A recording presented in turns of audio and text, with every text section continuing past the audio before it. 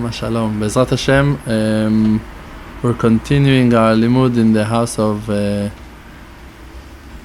Mrs. Kalman Nachman. We're dedicating our limud Leilui Nishmat Kalman Nachman ben Peretz Hershel, our friend that passed away. And Bezrat Hashem, we're going to continue from the place we stopped in likutei moharan, Torah Kaftet 29.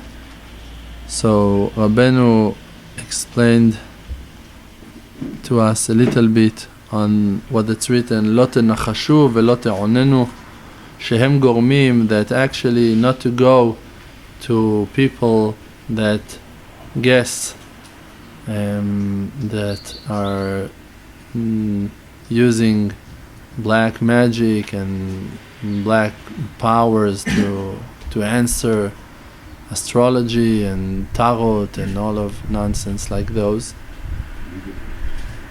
And actually Rabbeinu is explaining that people like those, people that are going to find their advice from those kind of people, so actually they're pulling the snake, that is the Yetzer Hara, to damage, to bite our holy nation, Chas Shalom. And I mentioned it yesterday that this is what we heard from Rabbeinu HaKadosh by Rav Shalom Arush, that actually the main biting of the snake, it's laziness and sadness. And David Shlomo told us actually that those people that are going to ask for an advice from those wizards and witches, they're lazy. This is their laziness. They don't want to deal and to confront themselves in the field and to do tshuva on their avonot. Just they want to find an easy solution to get rid of troubles. And actually by that they're pulling the snake to come and to bite them more and more and more, to be more lazy and more lazy. And now Rabbeinu is explaining, וגורמים שליטת השפחה בישה, that they're bringing that evil female slave, שהיא עת רעה, to control, that it's a bad time to control. וזה, and this is what it's written, לא תנחשו, not תנחשו, not to go to those people that are guessing. Rabbeinu is learning the words like the letters of the word נחש, שלא לגרום, not to cause, חס ושלום, נחש משיך לה לגבה וכו' וכנ"ל. That the snake, נחש, gonna bite חס ושלום. ולא תעוננו, and what is that לא תעוננו? שהוא לשון עת ועונה. That it's a time, that it's the way of saying time and a season. So לא תעוננו means, היינו שלא לגרום, it means not to bring, not to cause, חס ושלום, שליטת העת רעה, to bring the control of that bad time, של הכף חט איתין, of the 28 times, וכנ"ל, like that we learned before. So, also we know that the word ona is being used in the mitzvat ona, so it's also, the mitzvat ona is a very, very holy mitzvah, that when the person is keeping it in Kedusha, so actually by that, it's we can compare it in a certain way to the mitzvah of Mayim Achronim Chova. One time I came to Arav Shalom and I asked him, Arav, we learned that we have a mitzvah of Mayim Achronim Chova, and the reason of Mayim Achronim Chova, from what that I learned, is that we know that the Yetzer Hara, he is jealous. He wants to conquer our success. He doesn't want us to succeed. And when he sees that we're sitting and eating seudah on a bread, there is a lot of sparks, holy sparks in that seudah, and he doesn't want us to have them. And when we're gaining them, actually, in Birkat Hamazon, In Birkat Hamazon, you're rising all of the sparks, the holy sparks, all of the letters, the holy letters of Lashon HaKodesh that the food contain. That HaKadosh Baruch Hu created those foods with those certain letters. And now when it's food, you can have, and you make it spiritual by eating it, you're attaching it to you, you're rising those letters that fell into this world. So the Yetzer Hara doesn't want us to have that, to do that tikkun to all of those wonderful foods that we just ate with Birkat Hamazon. So he wants to jump on the person, Chas Shalom, and to fight with him on those sparks. This is why it's written that the time of eating, it's et milchama, it's time of a war. It's a war. Everyone sees that when he sits to eat, that it's a war. If he's gonna eat the food or that the food is eating him, it's a war. So you have to be a hero to conquer the Yetzer Hara, to eat like that. You should eat in a fit way, in an honorable way. So this is why we're doing the Mayim Achronim Chova, last water. By doing last water, we're reducing a little bit by the water of Netilah, a little bit from the Kedusha that we have in our hands. We're putting it in that plate with the Mayim Achronim Chova, and the Yetzer Hara, he's the Yetzer Hara. He doesn't control his Yetzer Hara. He's the Yetzer Hara. So he immediately jumping on those sparks. And now that he's busy eating, swallowing those sparks, that drops of Kedusha that fell into that plate, we can now say Birkat Hamazon benachat, quietly, and this is how we pushed him away. So I asked Rav Shalom on that. I told him, Rav, this is in the Seudah, but in our life, what's the Mayim Achronim Chova that we should give to the Yetzer Hara? Maybe there is also something in life that you should let the Yetzer Hara to hold that thing, and he's gonna leave us alone, that we're gonna be able to sit and to learn, to do long Hitbodedut. Maybe. So Rav Shalom answered to me a very simple answer. Told me, Mayim Achronim Chova. And this is it. This is what that you're giving to the Yetzer Hara.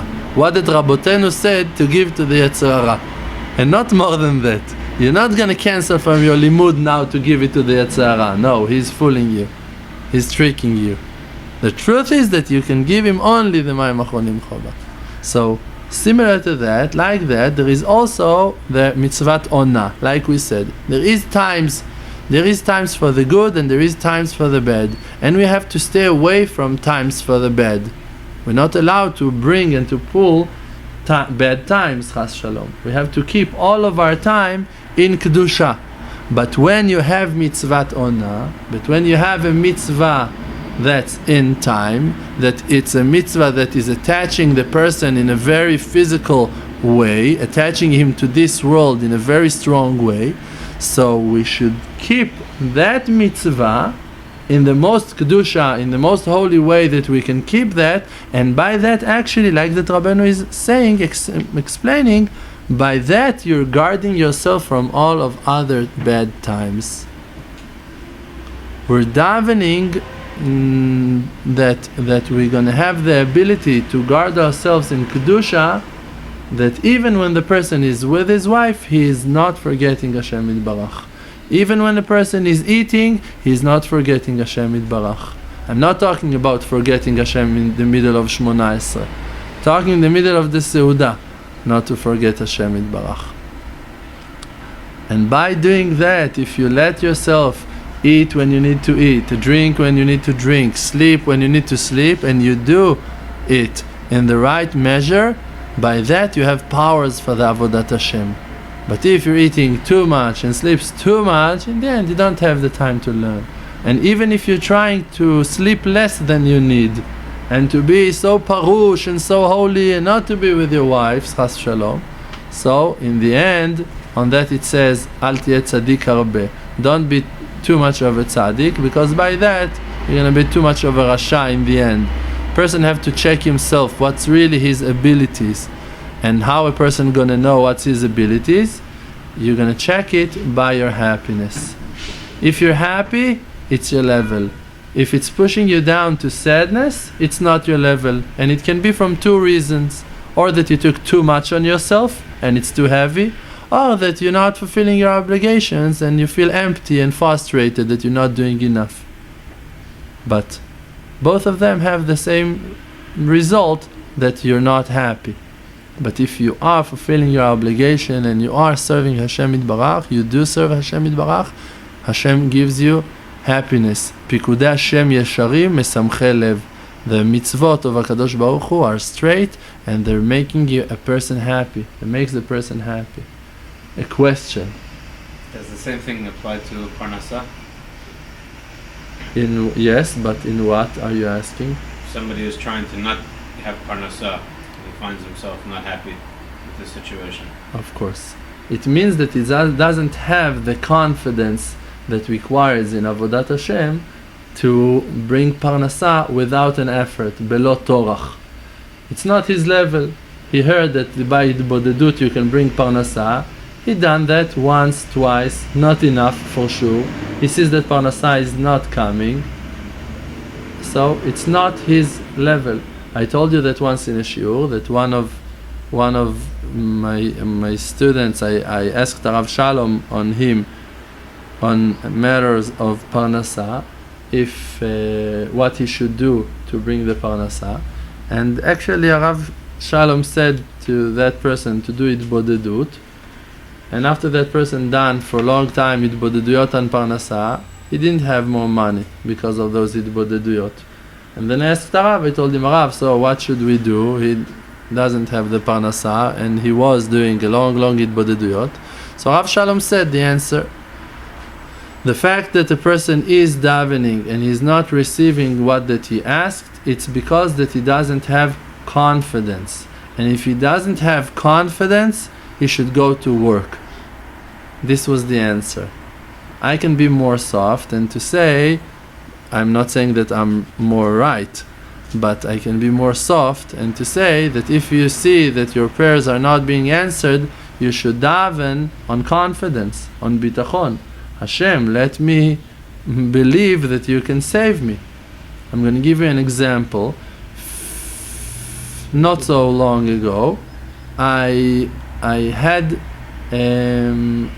to find my Parnasa, and every one of you can tell for sure that I don't have time to bring Parnasa. Not because that I'm lazy, I'm not working, because I don't have time. So my shita of bringing Parnasa, it's to tell HaKadosh Baruch Hu, listen, I have two things to do now, and I'm going to choose the one that I think that you rather that I'm going to choose. If it's to learn Torah or to bring Parnasa, so for sure you rather that I'm going to learn Torah and not to waste my time on Parnasa. So please, Borei Olam, while I'm learning, give me my Parnasa. Shlom Bayit or Parnasa, for sure that Shlom Bayit is important, so please, Borei Olam, give me the Parnasa while I'm staying in the house, learning with the kids, and it's your job to bring the Parnasa. So I'm just clarifying it with Hashem Yitbarach again and again to myself, to build my confidence.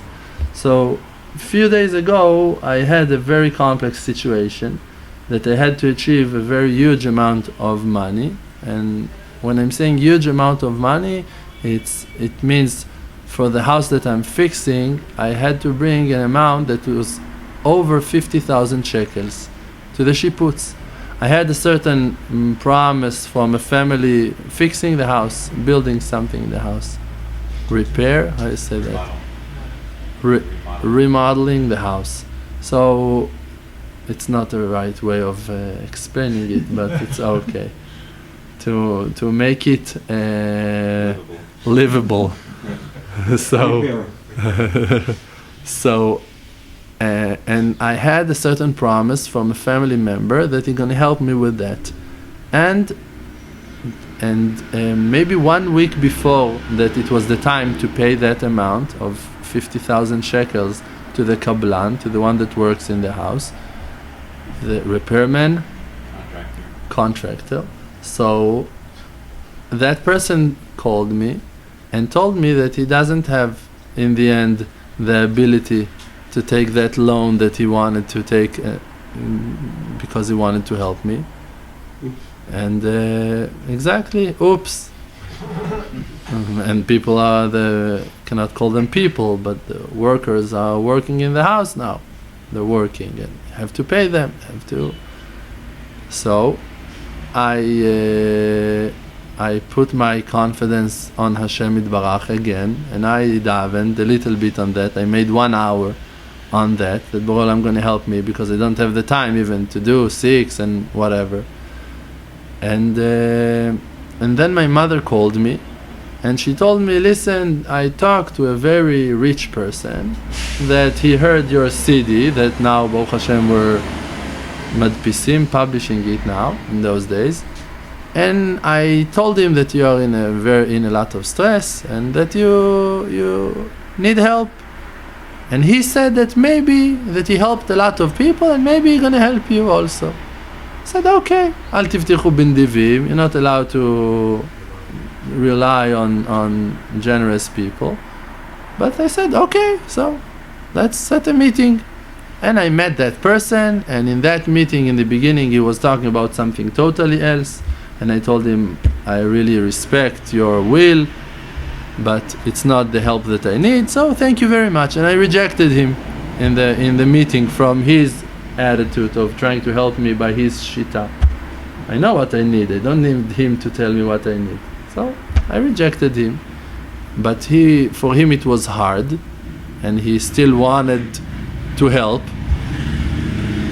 maybe. And then in the end, he told me, what do you need? So I told him, listen, I need 50,000 shekels. And I'm not, if you want to help, you can help, but everything is wonderful. You don't need to help me. It's great. So he said, so what you're going to do? I'm going to do what I'm doing all of my life. I'm going to keep on praying. If you want to help me with more tefillot, maybe you can ask for Hashem Yitbarach on me also. He said, no, I want to help you. I said, okay, wonderful. And he changed his mind. And he obligated himself to help me with 50,000 shekels. Sounds great, wonderful. In the evening before of that day that I was supposed, and I already was sure that he's going to give the money because he said it. In the evening before, I sent him a text message how we're progressing with the deposit of that amount of money. So he answered to me that he apologized. It was the evening, that tomorrow was yesterday. It means that it was in Sunday. Mm-hmm. In Sunday, I wrote him what's going to happen. He told me, I'm sorry, I'm apologizing, I checked myself, I can give you 1,000 shekel. Nice, it's a good start. There's something to work with. So, I wanted to answer him, why, and what are you doing? But then I stopped and I said to myself, look, it's only Hashem. And it was 7 p.m. I stood up from my chair in the house. I came to my wife. I told her, my wife, you know that I love you? She said, yes. Told her, you know that I love our kids? She said, yes. Told her, so now I'm going to Meron. And this is it. I have to go to Meron. She told me, why? I told her, because this is the text message that he just texted me. And I showed it to her. So she said, you want me to come with you? Maybe I'm going to do Hitbodedut also. I told her, no, we have kids. Take care of the kids. I'm going to Meron, and I'm not doing it usually. I went from the house in 7:30 p.m. 2 days ago. I went to Meron, driving, doing my regular Hitbodedut, finishing the tshuva of yesterday, and my half an hour that I'm doing daily on one subject, and another half an hour that I'm doing daily on another subject. And I got to Meron. I was in Meron for 2 hours and a half. And I'm saying to myself, what's going to be?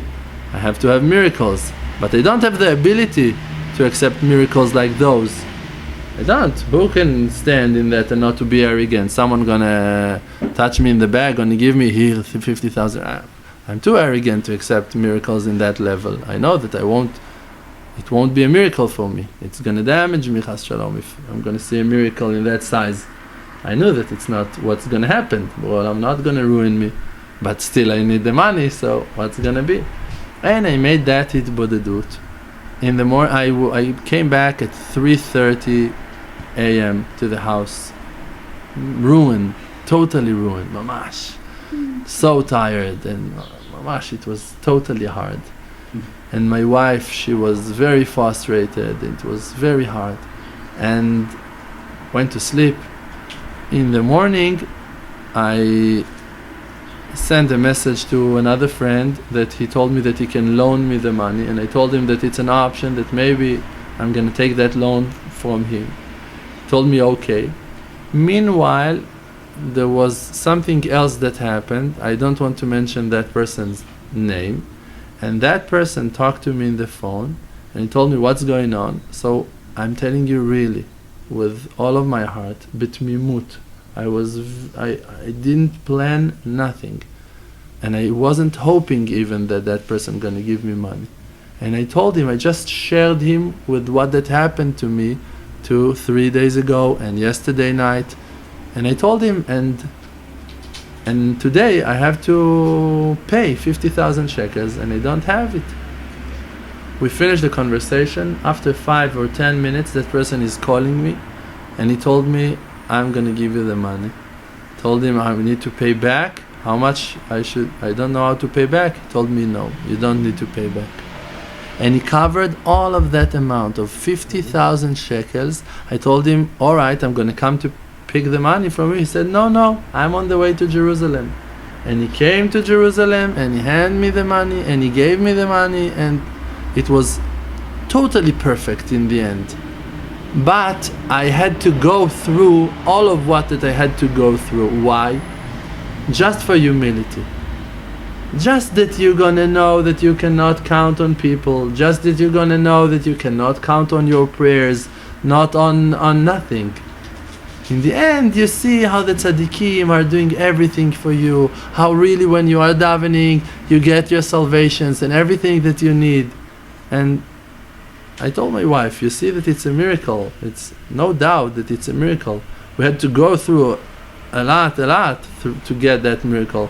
But only because that miracles are happening to the one that is low. Eshkone daka. Hashem is with the humble people. So if you're arrogant, you cannot have salvations. And if you're humble, means you're bringing yourself down. If you're wise, you're going to do it by yourself. You're going to bring yourself down. You're going to do it in the Hitbodedut. You're going to remind yourself who you really are, and how much everything that you have in your life, it's only by the merit of the real tzaddikim that saves your life and helping you so much and opening the path for you and gives you the... And if you're doing it daily in the Hitbodedut, you're creating a vessel for salvations. When I came to the Rabbi Shimon Bar Yochai, I opened the likutei moharan. Over there, in likutei moharan, Rabbeinu, in that Torah of likutei moharan, Rabbeinu is explaining that a person can be attached to the tzaddik only if he's got the nature of the tzaddik, that he is anav, that he is humble. So you need to work on your humility. I came to there and I said, and Rabbeinu is explaining over there about Nishmat Moshe Rabbeinu, that he was the most humble tzaddik of them all. And Moshe Rabbeinu, it's the same like Rabbi Shimon Bar Yochai, it's Nishmat Moshe. So I came over there and I said to Rabbi Shimon Bar Yochai, this was my main Hitbodedut over there. I told him, listen, you're already there. You have the salvation. It's just I need to find the entrance. I need to find so I need to bend. So help me to humiliate myself, to take myself down to the place that the salvation, to the floor that the salvation is waiting, in that floor.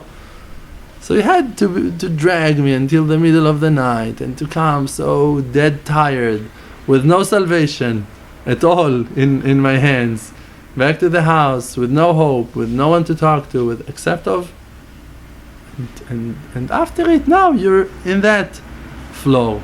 Now you can have your salvations. A wise person, chacham einav berosho, he's got eyes in his head to see what that Hashem is talking to him, what that Hashem is doing with you. And if you have that wisdom, that you're working on your confidence, on faith, on prayers, simple prayers, I'm telling you, simple prayers. Not, please, Boro Olam, not in dvekut and not nothing, nonsense. I was davening my Ma'ariv very, very fast over there. I was doing Tikkun HaKlali in the middle of the Hitbodedut because someone asked me to do Hitbodedut. I made a pidyon for someone in 1 shekel that he asked me if I know to make a pidyon and gave me a shekel. So this is You think someone came to him in Rashbi, told him, you know, to do pidyon, now you're going to get those 50,000. No, I got 1 coin of 1 shekel. But the humility, that you become humble, this is what that opened the path for the salvations. And after it, someone is coming, it doesn't look like a salvation, but it's a real salvation. Why? Because it brings you closer to Hashem. It makes you humble. It makes you aware to who that you really are, what's really your vessels. And then when you're checking it, so you had an amazing salvation. Look, who can make 50,000 shekels in 6 hours? It's only mamash geniuses, only huge people, mamash, very huge people.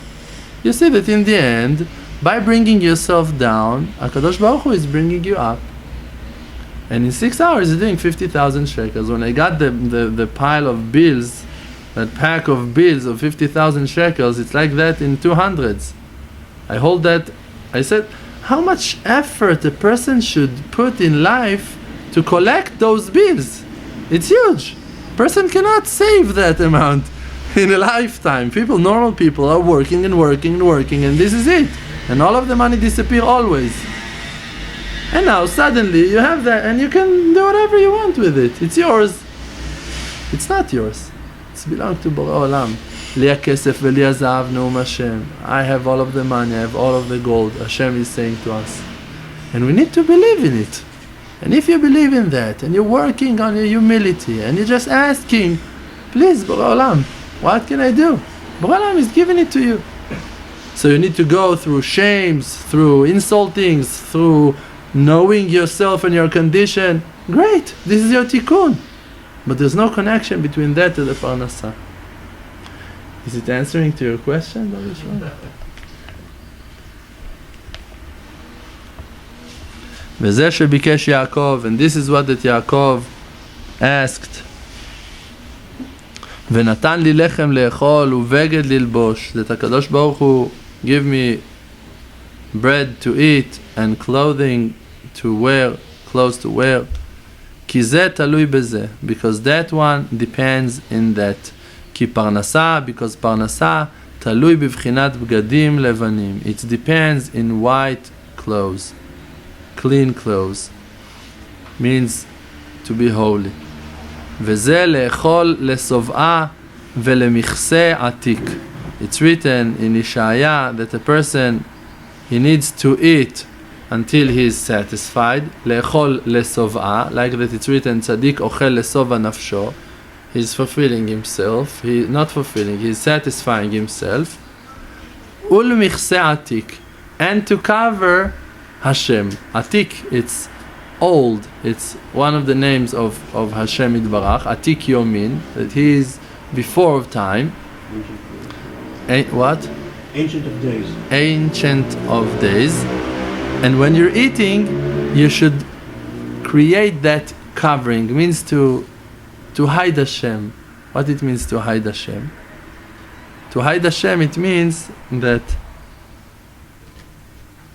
אין הברכה שורה אלא במה שסמוי מן העין. The blessing, it can stand on something, can be only on something that it's hidden. Something that it's hidden, so why am I telling you all of my stories? Because the reason that I have my stories is because that I have a certain job in this world, that it's to teach you, that it's to give you those abilities also. And I know that for sure. I made a long Hitbodedut once on the tune of Rabbi Zev Lebovich in Bnei Brak, and I davened over there on a very huge thing, and suddenly I had it in my thoughts that I will have that thing that I'm davening, but it's only because of one reason. What is that reason? To share it with others. This is the reason. Not because you're worthy, not because you're supposed to have it, not just that you're gonna tell it in the shiurim, just that you're gonna give it to someone else. This is why I remind you always that I'm a Baal Tshuva exactly like you, and that there is no difference between us. Nothing. Except of maybe, if you're not there yet, that I believe in the fact that HaKadosh Baruch Hu can help me and save me.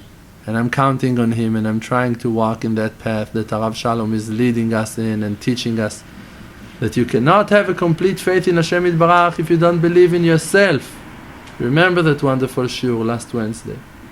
You cannot believe in yourself if you don't believe in Hashem. If you can, different the other way, but it's both the same. You cannot believe in Hashem if you don't believe in yourself. And you cannot believe in yourself if you don't believe in Hashem. What it means? It means that if you believe that Hashem can help you, that He's got all of the powers, so you believe in yourself also, that you can achieve everything because He's got the powers. But if you think that you cannot achieve it, it's because you don't believe that Hashem have that ability to help someone so worst like you, the worst one. Okay, so you're the worst, but Hashem is the strongest. You're the lowest, alright, but Hashem is the highest. He's got the longest hands, He can pull you from everywhere. And to say on Him that maybe He doesn't want, it's not to believe in Hashem. Have to believe in ourselves, that we're worthy not because we're worthy. We're capable not because because Hashem loves us. Hashem is so kind that He loves all of His creatures. So why is He stopping me? Because I don't believe that it's from Him. I'm still remembering myself. I'm still arrogant. This is why Hashem is stopping me, that I'm going to be humble. And you need to check what is the thing that you're arrogant in. Maybe you learned a lot of humility until today, but maybe there is still something thin that is very critical to your condition. And this is why Hashem is stopping you on that.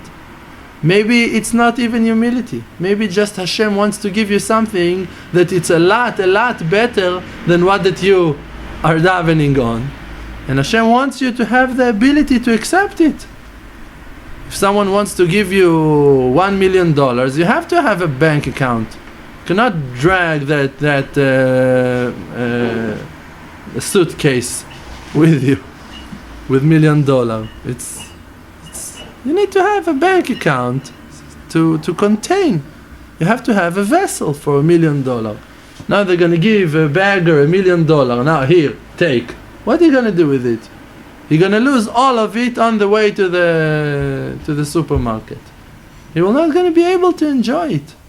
So we're asking on Kedusha. We're asking on Shlom Bayit. We're asking on a house in Jerusalem. We're asking on wonderful things. On Yirat Shamayim, on Kedusha, on being attached to huge tzaddikim that the world is standing on their shoulders. Huge tzaddikim. We're asking for for big, huge things, enormous things. We're not someone is asking me, what am I asking for? A zivug, Shlom Bayit. You know what are you asking? Really to have it? People don't have it. Even married people, they don't have it. Married people, they don't have Shlom Bayit. Most of the couples, they don't have Shlom Bayit. You're asking for real Shlom Bayit. What means Shlom Bayit? That Shalom, the peace that Hashem Yitbarach gonna live in your house. So you're talking about modesty, you're talking about Kedusha, you're talking about daily limud Torah, in a very holy yeshiva, in Eretz Israel, in Jerusalem,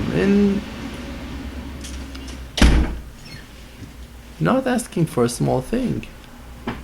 And you have a background. Every one of us, we have our background. So there is a lot to fix. We have a lot of holes in our sif. This, our vessel, is a sif. And you know, B'olam, look, I'm bringing my vessel. It's a sif. Please give me a house. All right, and it's all falling down. All right, give me my shidduch. All right, she disappeared. All right, and He's giving it to you. He gave it to you. And He wants to give it to you again and again. He doesn't have a problem. Don't worry. You haven't lost it. Just have to work on that sif to be a vessel. To have the ability to contain. To guard our eyes, to bring more tefillot, to learn more Torah, to work on our midot. Rabbeinu is saying that when HaKadosh Baruch Hu wants to give wealth, ashirut, to the person, money to the person, Yetzer Hara doesn't want the person to have that, because the money, it's like a wall that is guarding the man. So Yetzer Hara doesn't want you to have that wall. So he's testing you in anger, in chema, in anger. And he wants to change that choma to be chema, to be anger. And if you're angry in that test, you lost your money.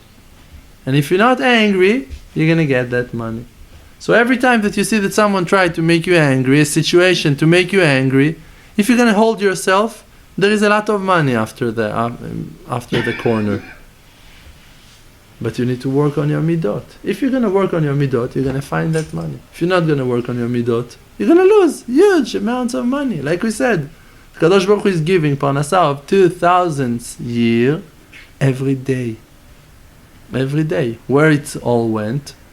It went to all of the women that you looked at, to all of the cars that you looked at, to all of the options, to all of the confusions, to all of the bilbulim in Avodat Hashem, to all of fears and anxieties, to all of the food, to all of the things that you bought to yourself and you used it for nothing. You used your spiritual bounty. Rav Shalom said, everyone have a certain sweetness amount for every day.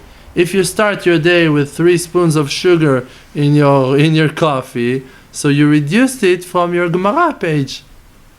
But if you're not going to use it in the coffee, you're going to have those 3 spoons of sweetness in the Gemara. People don't feel the taste in the limud. All right, because you ate this size of a sandwich before of this of the one of a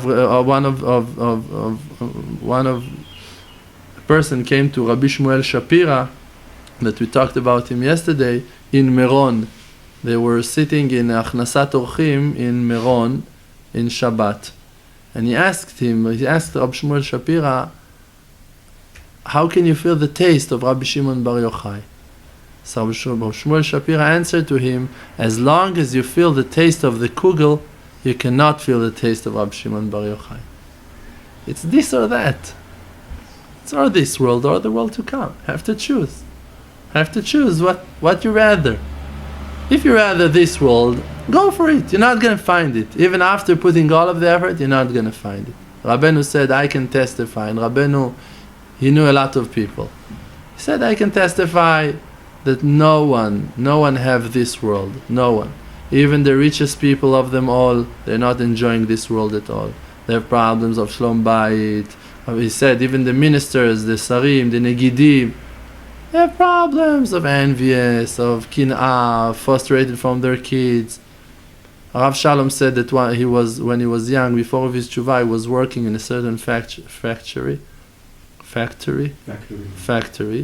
and after that he done tshuva, he came to visit, and he met all of the people, the workers over there, and then he went to visit, to talk to the manager.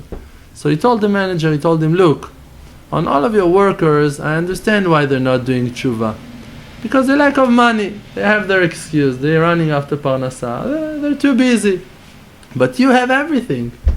You're married, you have a house, you have family, you have a lot of money. Why are you not doing tshuva? So he told him, Arav, can I tell you a secret? I told him, yes. He said, I don't have no satisfaction from nothing that I have. He cannot enjoy nothing. Cannot enjoy shlom bayit. He cannot enjoy eating, cannot enjoy drinking, cannot enjoy his money from the factory that he's got, workers, employees. Cannot enjoy nothing. We're looking with our physical eyes and thinking, maybe if I'm going to have this, now I'm going to be happy. If you're going to be happy, you're going to have this and that, and you're going to be happy. If you think that it's ahavat luya bedavar, it's love that depends in something, if that thing going to be cancelled, you lost your love. But if you have love that doesn't depend in nothing, you just love, you're just happy, because you love Hashem, you're happy, you're going to have everything. This is real asameach bechelko. You're going to be happy with your share. You're going to be happy with what did you have in your life. And you have it all. Because you can have Hashem. The one that have dat, he's got everything. You have wisdom, you have everything. Also need something else. Great. Yagata umatzata ta'amin. If you're going to put an effort, you're going to find it. The reason that you haven't found it yet is because you haven't put enough effort in that thing. Haven't put enough effort in that thing. have to stand and to daven on things. If you're going to accept something with prayers, it's going to be a total different thing than accepting the same thing without prayers. It won't be the same. It's like an apple with bracha and without bracha. With bracha it's yours, without bracha it's gazul. It's stolen. You took it without permission. All of the blessing, all of the things that you can have in your life, if you have enough prayers, vessels to contain them, you can enjoy them. If you don't have it, you cannot enjoy those things, even if it's going to be the best. How many people been divorced after getting married with the wife of their dreams, the wife of their lives? After 3 years, it was hell of his life. Why? Because he wasn't davening on it. He wasn't humiliating himself in the prayers, in the tshuvot, to make the vessels for having such an amazing wife. He wasn't worthy to have a wonderful wife like that. And he's judging her and criticizing her and blaming her in everything. What are you blaming? If a person is still busy, occupied his thoughts on blaming other people, means that he's not in the right direction at all. No one to blame, just to know Hashem wants to give you more than you want to receive. So why is not giving? Because you don't have the ability to accept it. It's gonna damage you. I told few students, friends, on the way to here this morning, that me for 5 years I'm asking for Marav Shalom, almost every time that I'm meeting him, to learn with him. That he's gonna give me time, dedicate 1 hour a week, something to learn with him. And he always said yes. And he never learns with me in the end. He always said yes, we should find the time, we're gonna do it, don't worry, yes, B'ezrat Hashem. Now just it's a hard week, it's this time, it's after Ben Azmanim, immediately after Pesach. And he's rejecting me for 5 years. And I know for sure that if it was the right thing for me, he would give it to me. But it's gonna do more damage to me if I'm gonna have it than without it. So it's not means that I won't gonna daven for it more and ask for it for more. Because when I'm going to have those vessels, I'm going to be able to contain it. So it's the time, but I'm going to understand that it's the time to build those vessels. This is the time of building vessels. I said it a lot of times to people that I wasn't that lucky to come as a guy to the yeshiva. I married my wife, and then I done tshuva and got to yeshiva. But the things that you can learn as a bachur, that you're not married yet, and you're in yeshiva, and you're learning, it's vessels for life. It's advice for life. The first step in marriage, you got the hadracha. How you say hadracha? Guiding. You know how to work it. You know how to do. You have advice. People that just got married, it's a lot harder than to drive. And you don't have no test and no lessons, and it's a lot harder than to drive. You can drive her crazy. Very easily. Reading the Garden of Peace 1 time is not enough. Reading it twice, 3 times, it's not enough. Even reading it daily for the rest of your life, it's not enough. Why? Because you're not davening on it.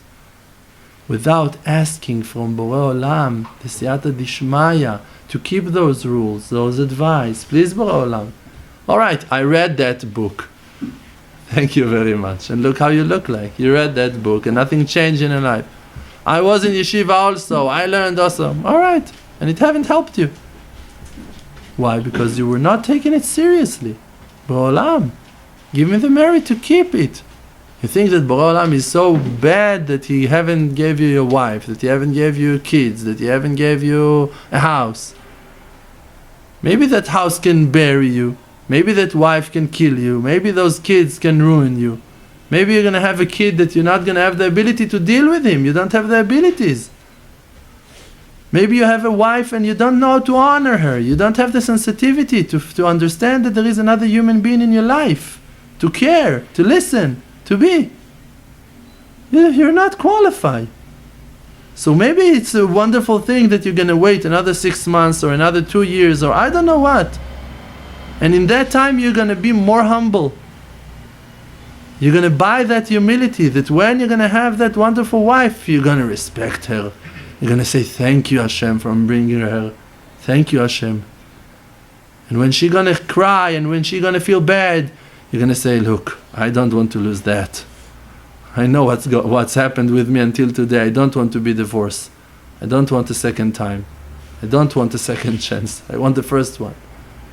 And you're going to put effort that you're not used to, that you don't want to put, to invest. But you're going to realize that because of the loss, because of the defaults, because of the difficulties that brought you to humility. So just ask in the Hitbodedut, please, Borei Olam, what do I lack of? What I don't know? What I don't understand? Guide me. Adricheni ba'amitecha, lamdeni chukecha. Let me understand what I'm lack of. The simple conversation with Borei Olam is the solution for all of our problems. When Rabbi Natan met Rabbeinu HaKadosh, he had a question that he asked that question to a lot of tzaddikim. That because we're respecting them so much, we don't want to mention their names.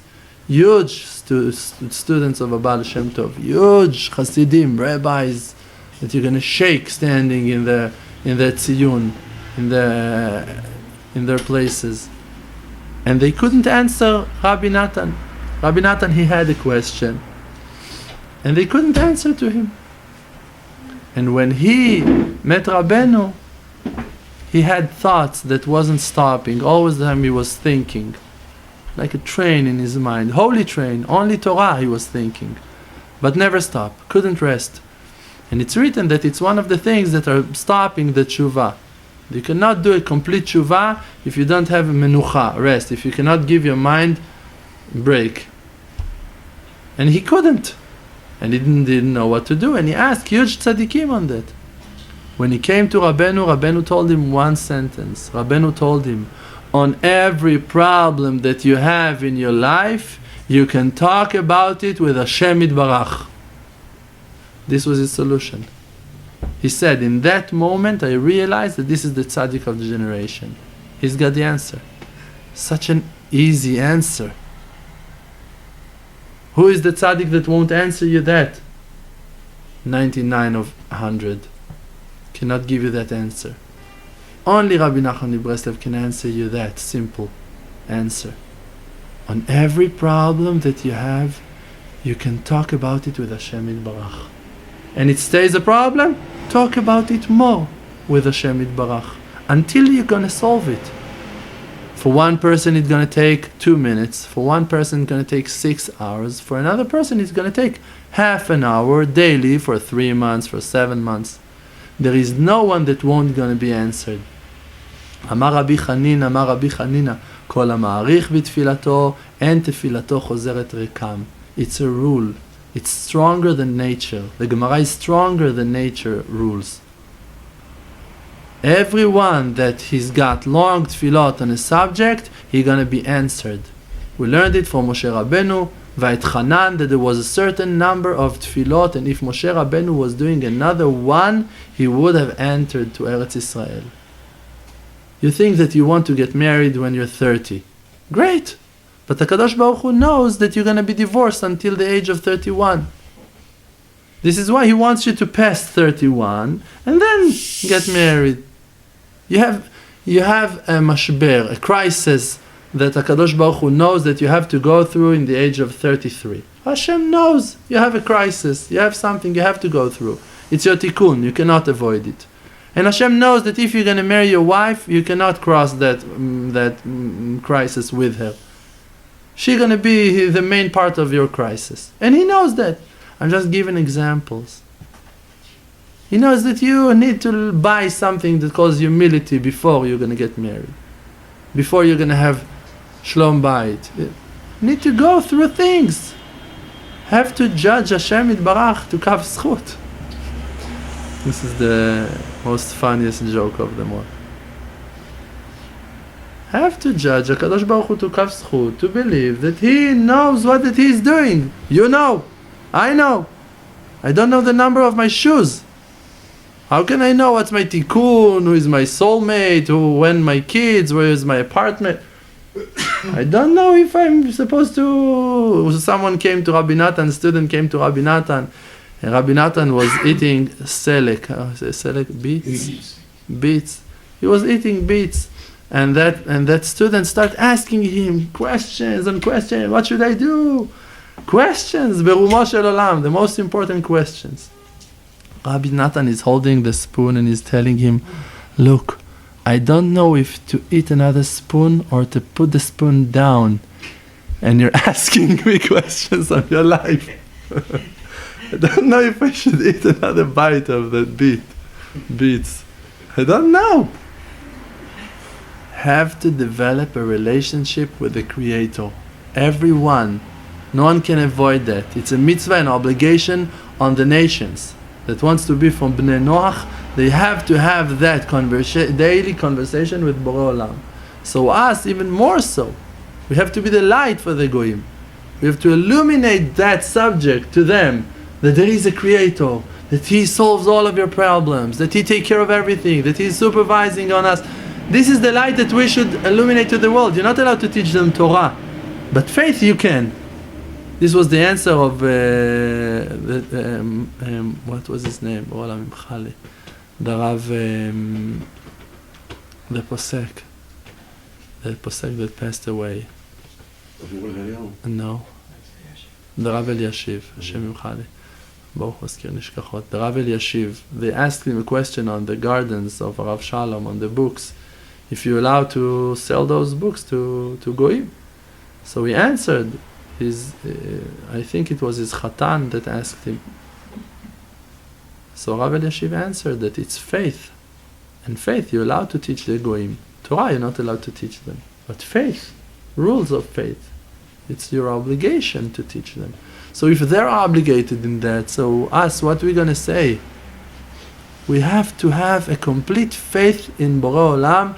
This is a must. This is the foundation. Complete faith. What it means?